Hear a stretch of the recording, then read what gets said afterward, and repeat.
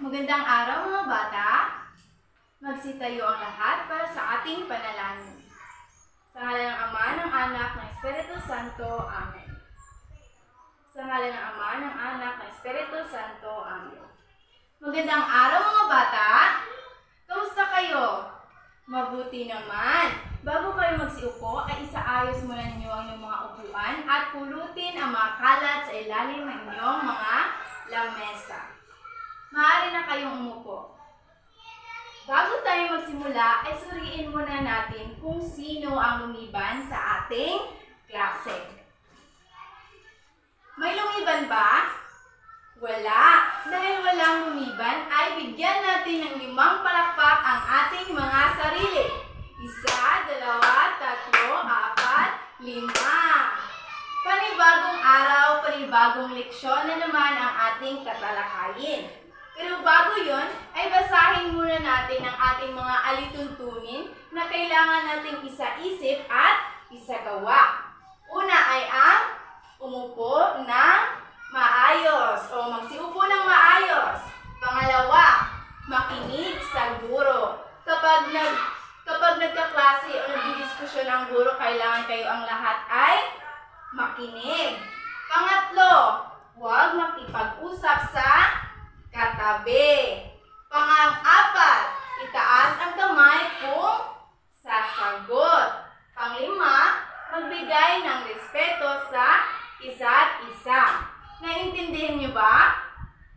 Magaling! Dahil inyong naiintindihan, ay magkakaroon tayo ng video representasyon. Inaanyayahan ko ang lahat na tumayo upang makisabay sa awitin at sayaw ng ating video.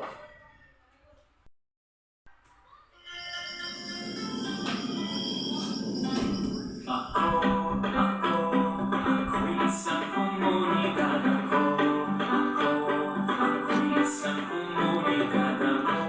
Ako'y isang komunidad. Ako'y isang komunidad. La-la-la. Sumayaw-sayaw at umindak-indak. Sumayaw-sayaw katulad ng dagat. Sumayaw-sayaw at umindak-indak.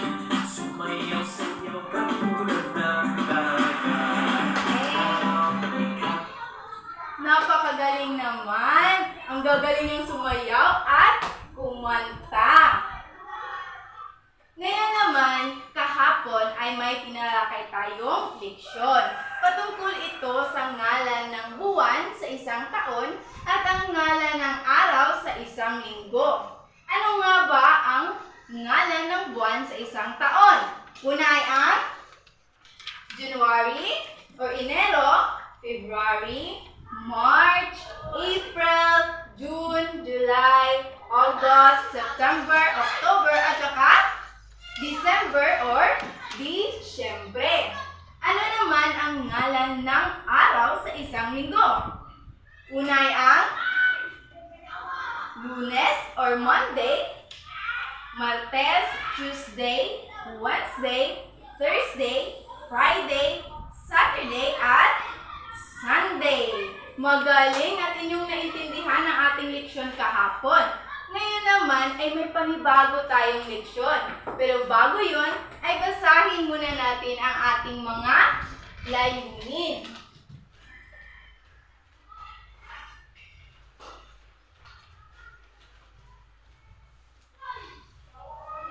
Basahin natin ng sabay-sabay. Layunin. Nakikilala ang mga taong nakakatutulong sa komunidad. Pangalawa, nasasabi ang mga gawain ng manggagawa para makatulong sa komunidad. Pangatlo, napapahalagahan ang mga manggagawang tumutulong sa ating komunidad. Ito ang mga layunin na kailangan nating isakatuparan sa ating leksyon ngayon. Upang simulan ng ating leksyon, ay may inihanda akong mga gawain. Ang gawain ito ay pangkatan. Meron tayong 3 pangkat. Ito yung una, pangalawa, at pangatlo. ay may iba't ibang gawain. Ibibigay ko sa inyo ang mga gawain. Ito yung sa pangkat una, pangalawa at pangatlo. Pero bago kayo magsimula, ay basahin muna natin ang mga batayan sa inyong mga puntos sa gawain inyong ginawa.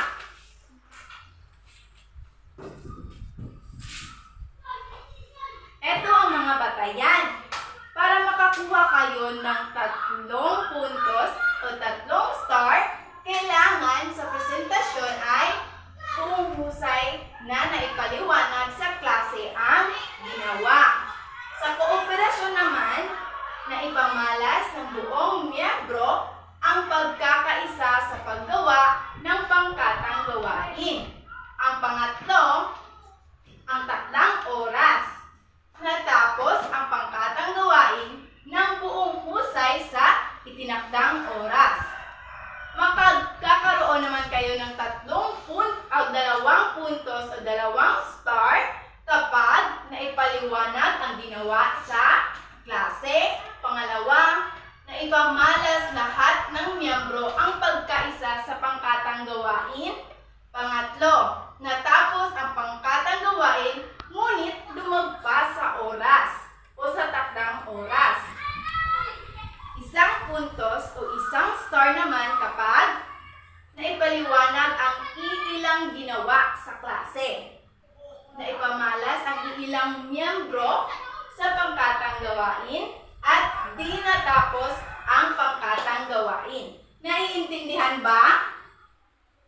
Okay, dahil naiintindihan ninyo ay aking i-explain o i-discuss sa inyo kung ano ang inyong mga gagawin. Ang unang pangkat ay, ang gagawin ninyo, lagyan ng check kung ang larawan ay tumutulong sa komunidad. Ang pangalawang pangkat naman ay sabihin kung ano ang naitutulong ng nasa larawan. Ang pangatlo ay pumili kung anong gustong maging sa paglaki ninyo. Maaari na kayong magsimula. Pakan natin ang ating mga sarili. Bawat grupo ay nakapag-representa na ng kanilang mga gawain. Ngayon naman ay alamin natin kung ilang puntos nga ba ang mayroon ang bawat grupo. Unahin natin ang unang pangkat. Ang unang pangkat ay mayroong 3 puntos. Ang pangalawang pangkat naman ay may 3 puntos. Ang pangatlong pangkat naman ay may 2 puntos. Ngayon, base sa aktibidad na inyong ginawa, ano nga ba sino-sino nga ba ang mga taong tumutulong sa ating komunidad? Ang pulis, guro, bumbero, driver, at marami pang iba. Na paano nga ba nakatutulong ang mga taong ito? Halimbawa, ang pulis. Ang pulis ay ang gumagawa o nagsasaayos ng katahimikan sa ating mga lugar. Ano nga ba ang kahalagahan ng mga taong tumutulong sa ating komunidad? Maraming kahalagahan ang mga tumutulong sa komunidad natin. At ating malalaman ito sa ating diskusyon ngayon. Ano nga ba ang ating diskusyon ngayon? Ang diskusyon natin ngayon ay ang mga taong tumutulong sa ating komunidad. Mahalaga na malaman natin ang mga taong tumutulong sa ating komunidad. At ngayon ay atin itong isa-isahin. Meron ako dito mga larawan.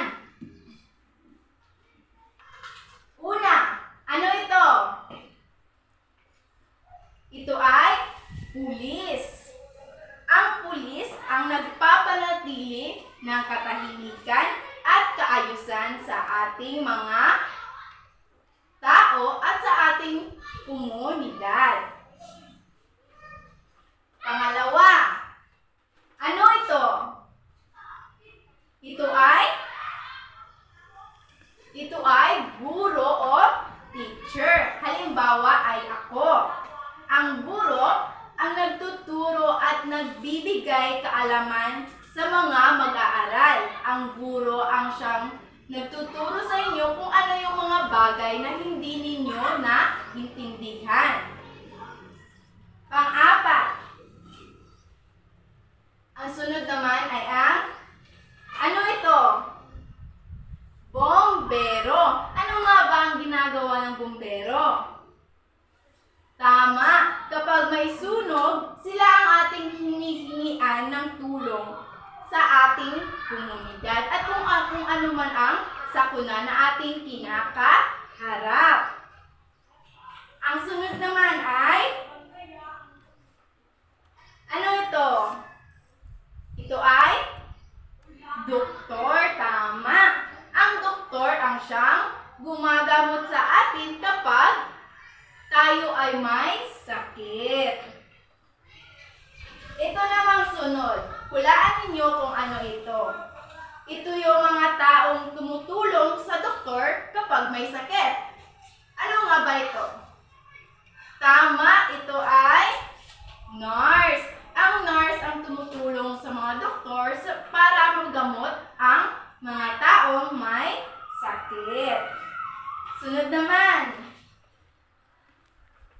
Ano ito? Ito ay ngipin. Sino ito?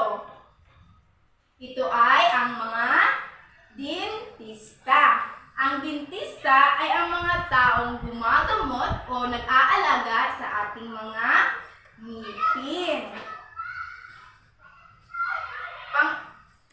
Ang sunod naman, ano ito? Oo, may palay dito. Anong tawag dito? Ang tawag dito ay magsasaka. Ang magsasaka, sila yung mga taong nagtatanim ng ating mga prutas, gulay, at saka palay. Tama. Ang sunod naman na katulong o tumutulong sa ating komunidad ay ang ano ito? Sila yung mga basurero, kung saan sila yung nagkokolekta ng ating mga basura sa ating komunidad para mapanatiling malinis at maaliwalas ang ating lugar. Kaya kayo, kailangan ang inyong mga basura ay ilagay ninyo sa tamang mga lalagyan. Ito naman, ano ito? Ito ay school bus. Ito ay driver. Ano nga ba ang ginagawa ng driver? Ang driver ang tagapaghatid sa atin kung saang lugar nais natin puntahan. Ang sunod naman ay ang ano ito? Karpintero. Ang karpintero, sila yung gumagawa at nag-aayos ng ating bahay. Kunwari, kapag may sira ang ating bahay, ang karpintero ang tumutulong sa atin para maisaayos ito. Naintindihan niyo ba? Ang sunod naman ay ang tindero o ang tindera, na kung saan sila yung nagtitinda ng iba't ibang bagay sa ating komunidad. Ang tindera at ang tindero, dito tayo sa kanila bumibili ng mga bagay na kailangan natin sa pang-araw-araw. Ang sunod naman ay ang ano ito? Barbero. Ito ay barbero. Sila naman yung naggugupit at nagpapaganda ng ating mga buhok para mapanatiling maaliwalas at malinis ang ating katawan. Yun ang mga taong tumutulong sa ating komunidad. Iilan lamang yon at marami pang taong tumutulong sa ating komunidad. Ano nga ba ang kahalagahan ng mga taong tumutulong sa ating komunidad? Bawat taong aking naibanggit, yung pulis, guro, driver, basurero, barbero, at marami pang iba, ay may iba't ibang ginagampanan tungkulin para mapanatili ang kaayusan at kahalagahan, kaayusan, katahimikan ng ating komunidad. Naiintindihan niyo ba? Tama! Ngayon naman, upang palawakin ang inyong kaalaman sa ating diskusyon ngayon ay magkakaroon tayo ng pagsusuri. Meron ako rito mga worksheet at dito lang kayo magsasagot. Bibigyan ko kayo ng isa-isa.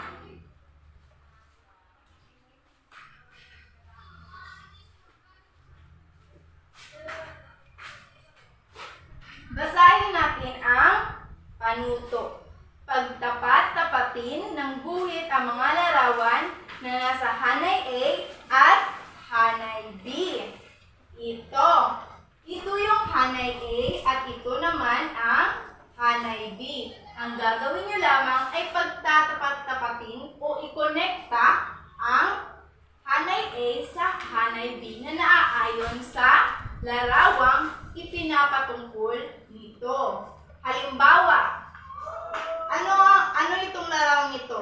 Isang batang masakit ang ngipin. Pag masakit ang ngipin, sino ang ating tatawagin? Sino ang ating tutulong sa atin? Diba ang dentista? Ang gagawin niyo lamang ay ikonekta ang hanay A dito sa dentistang larawan sa hanay B. Naintindihan niyo ba? Maaari na kayong magsimula. Magaling! Ipasa sa harap ang inyong mga worksheet.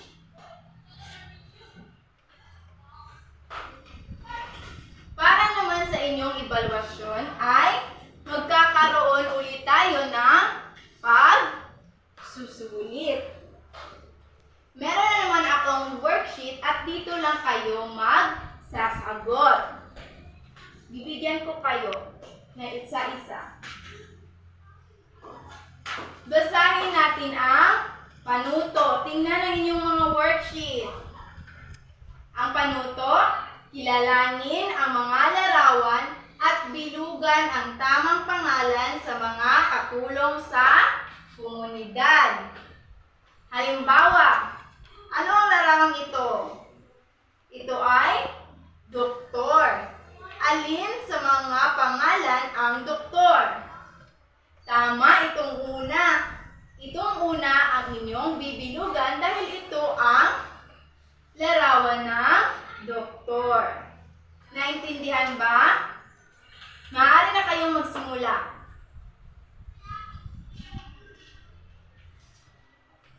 Ipasa sa harap ang inyong mga worksheet.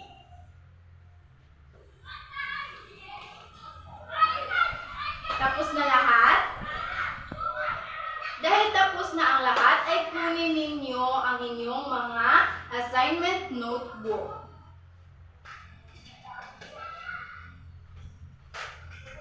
At isulat ito sa inyong mga notebook. Ang inyong takdang aralin ay gumuhit o gumupit ng larawan kung ano ang gusto ninyo paglaki. Dahil wala na tayong sapat na oras, magsitayo ang lahat para sa ating panalangin. Sa ngalan ng Ama, ng Anak, ng Espiritu Santo.